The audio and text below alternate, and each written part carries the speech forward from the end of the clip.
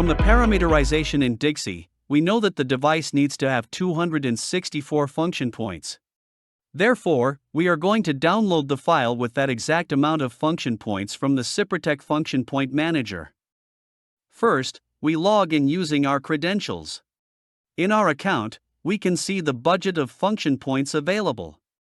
To start the license creation process, go to Menu, select License Files, and type in the serial number of the device that is going to be used.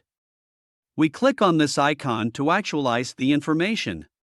We see this is a 7SX82 with no function points, and now we can just write down the amount of points that this device is going to get.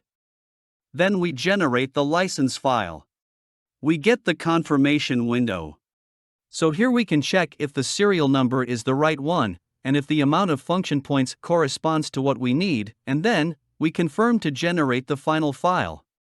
When it is ready, click the Update button and then you will see in your account the existing file. Click on the arrow to download it. Confirm the Country F delivery and export control clause and click on Continue. Now you can save the file on your computer. Check out the next video to learn how to upload the DAF file into the universal device.